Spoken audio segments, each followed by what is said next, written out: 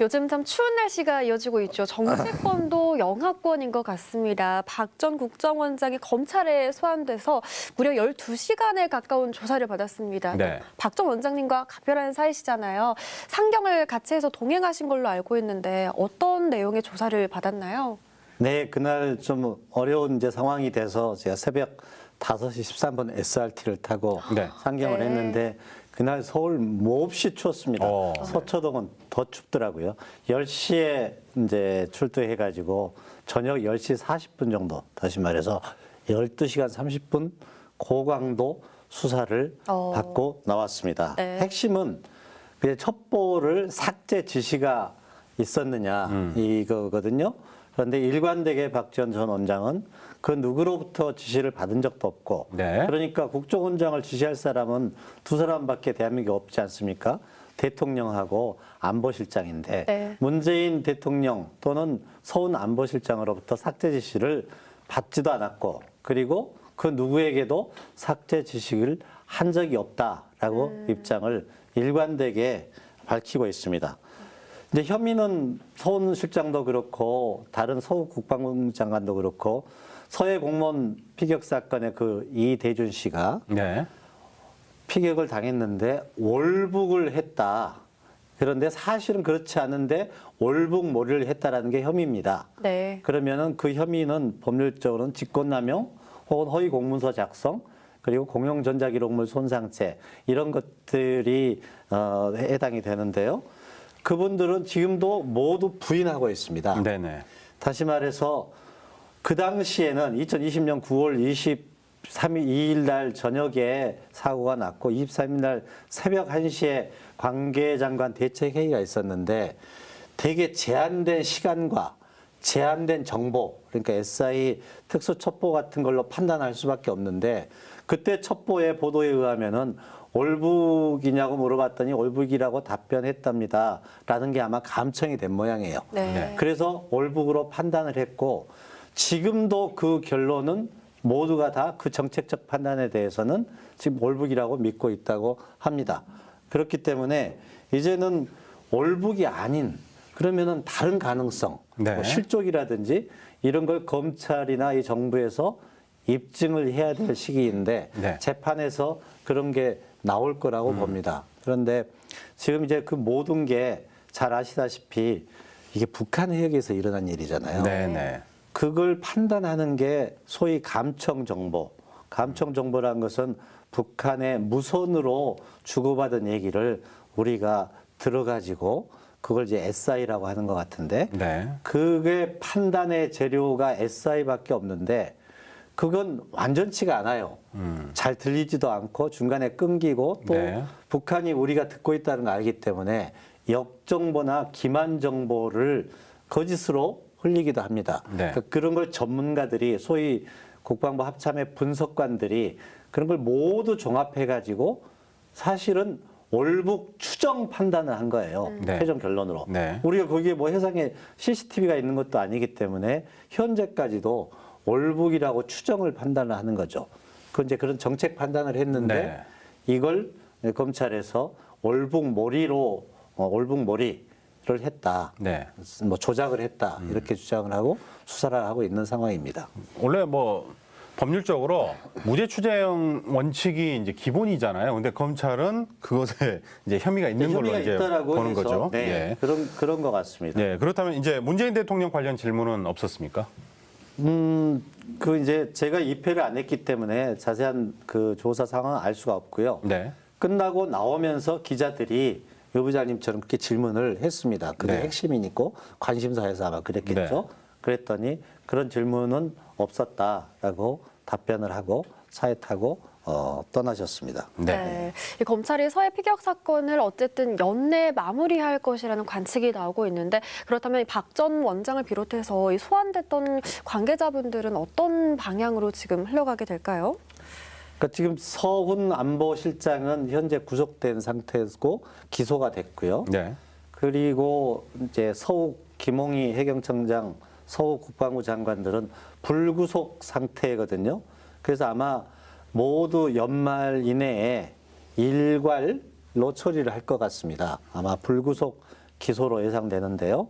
지금 이제 서훈 실장의 경우에는 허위 공문서 작성, 직권남용 이런 게 돼 있고 박지원 전 원장 경우에는 직권남용하고 공용전자기록물 손상죄일 것 같은데 네. 그것들을 전부 함께 해서 연말 내에 일괄 처리를 할 것으로 예상이 됩니다. 네. 자, 이미 김명진 대표는 민주당에 복당을 하셨고요. 그리고 또 박지원 전 국정원장은 이번에 복당이 받아들여졌습니다. 그동안에 받아들여지지 않았고 그리고 또 말도 많고 탈도 많았던 이유에 대해서 자세하게 말씀을 해 주시죠. 지난번 대선 때 대통합, 대화합 차원에서 그 전에 분당했던 분들이 모두 그 페널티 없이 복당을 했습니다. 네. 저도 그때 민주당으로 복당을 해서 지금은 민주당 소속이고요. 네. 당연히 박지원 전 원장 경우에도 그 당시에 공직에 아니었으면 그때 국정원장을 하고 계셨거든요. 그때 아니었으면 일괄 복당에 참여를 했을 텐데 그때는 국정원장 공직에 있기 때문에 당적을 가질 수가 없어서 네.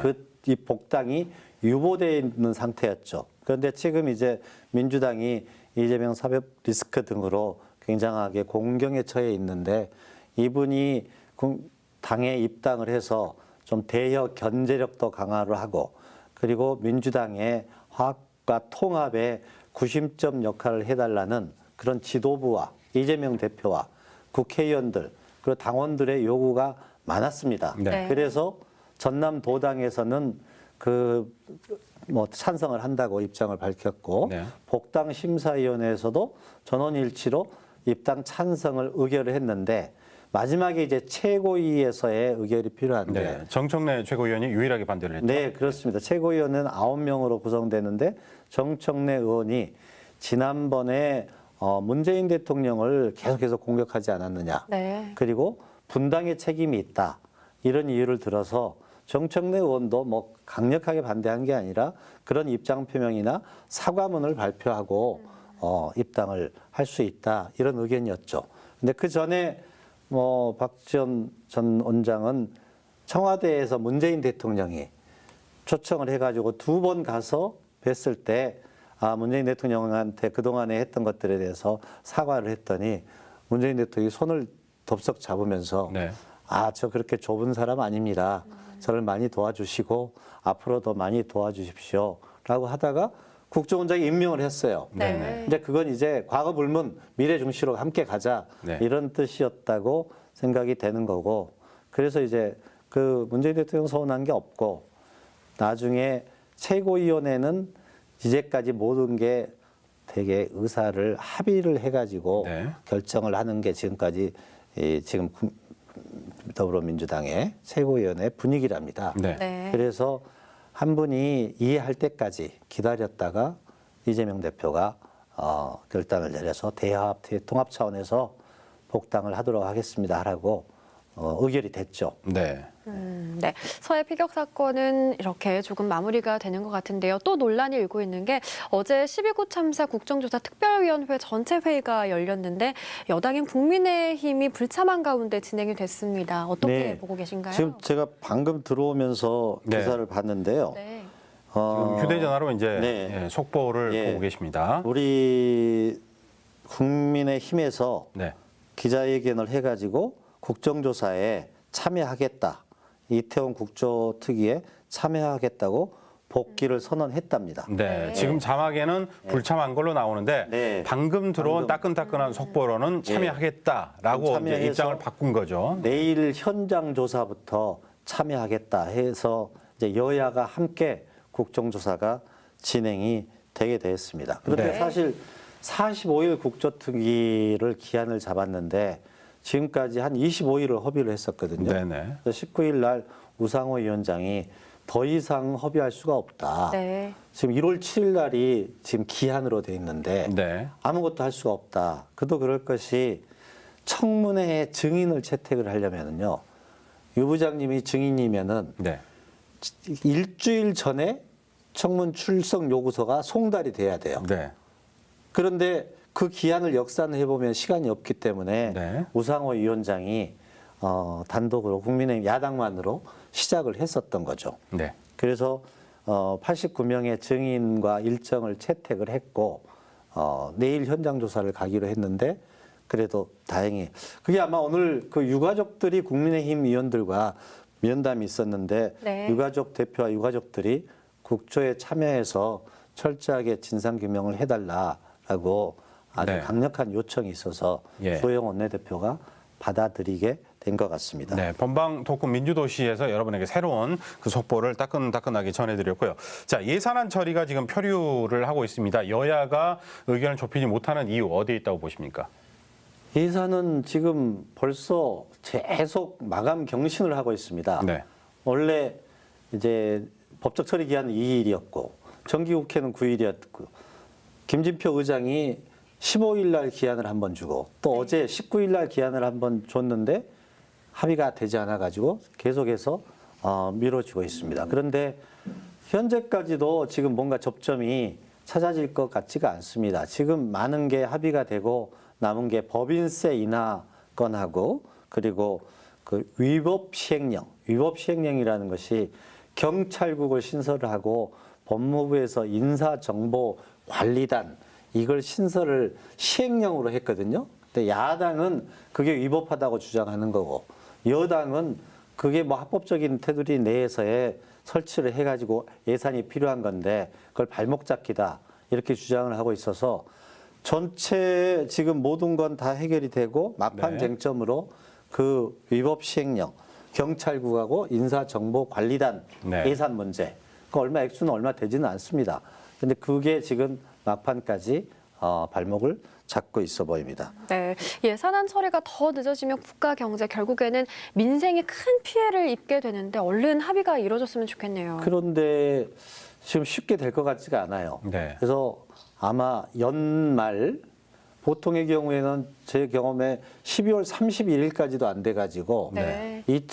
그 다음 해에 새벽 1시, 2시에도 통과된 경우가 있었거든요.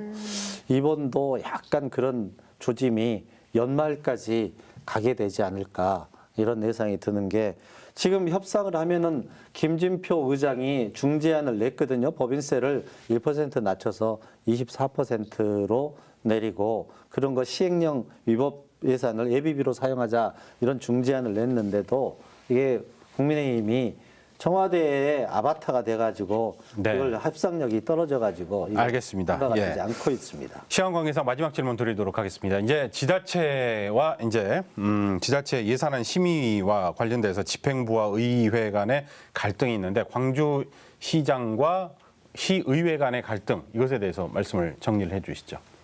7월 1일 날 시장 임기와 의회 임기가 시작을 돼서 지금 한 160일 정도 됐거든요. 네. 그리고 이번 예산이 의회와 새로운 시장의 첫 번째 예산입니다. 네. 그래서 이제 소신행정, 강기시장의 소신행정과 제가 해석하기는 그 소신의정, 의원들의 소신의장이 이렇게 부딪히고 있다고 생각하는데요. 상호 간에 좀 소통 부족에 의해서 오해가 증폭된 측면도 있어 보입니다. 그러니까 예산 처리 과정에서 과거 관행에서 벗어나서 네. 좀 원칙과 정도로 깨끗하게 해야 되겠다라는 의회 의원들과 또 강기정 시장과 이런 소신행정과 소신의정이 지금 좀 부딪히고 있는 상황입니다. 네, 지켜보도록 하겠습니다. 네. 예. 자, 지금까지 본방 토크 민주도시 시간 더연 정치랩 대표 김명진 대표 이야기 나눠봤습니다. 고맙습니다. 네, 고맙습니다. 감사합니다.